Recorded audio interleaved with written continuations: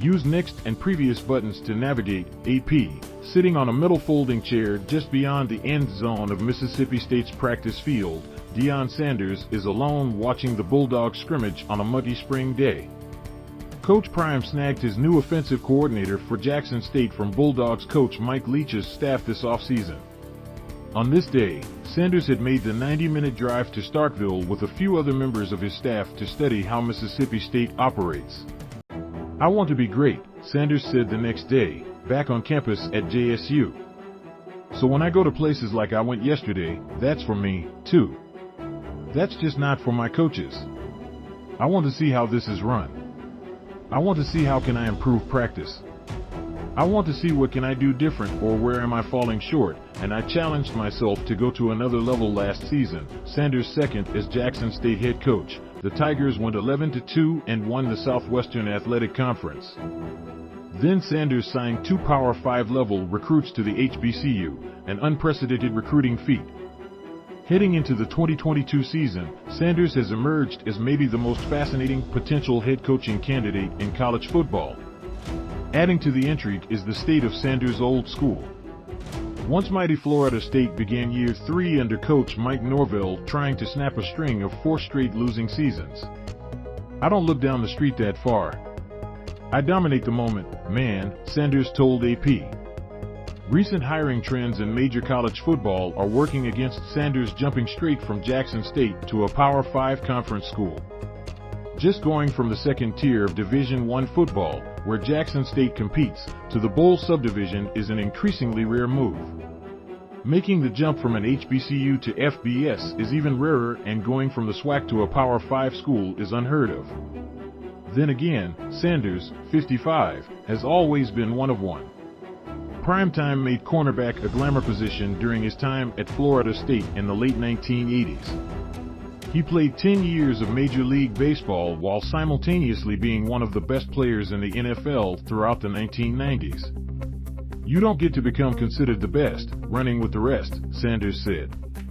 Sanders has discussed job openings with officials from at least 3 Power 5 schools, including Florida State when it hired Norvell in 2019. "Nailed all the interviews," Sanders said. He impressed at least one athletic director enough that a preliminary conversation, done as a favor to Sanders' then agent, led to a second, more formal interview. Arkansas AD Hunter Yurachek said he went into his initial meeting with Sanders back in 2019 with no expectations. "I was blown away," Yurachek told AP. "He was very well prepared. He had done research on our program. He had done research on recruits. He could talk about the SEC at that time." Sanders was still coaching at a Dallas area high school that he helped launch. His lack of experience was too much to overcome. Still, Yurachek considered the potential impact Sanders could have on the recruiting trail in the SEC, trying to sway some of the most sought-after high school players in the country away from Alabama's Nick Saban and Georgia's Kirby Smart.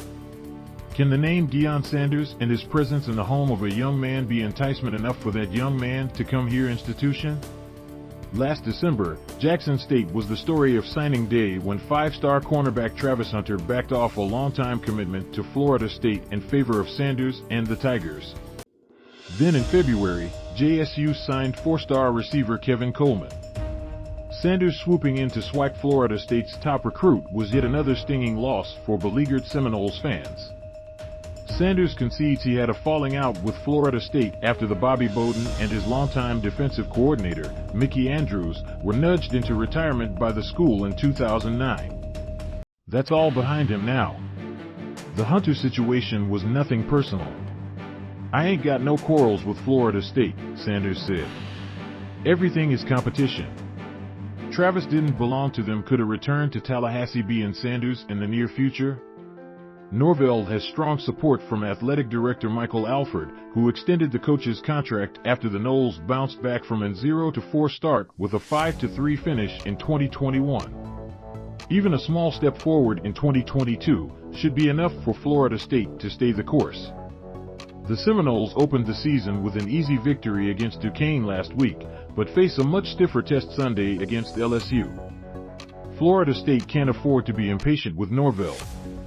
The school is still paying off Willie Taggart's $14 million buyout, and another 8-figure payout to a fired coach would be difficult to absorb, especially with Florida State focused on improving outdated facilities and infrastructure. We just had to modernize our operation and show investments in the program, Alford said.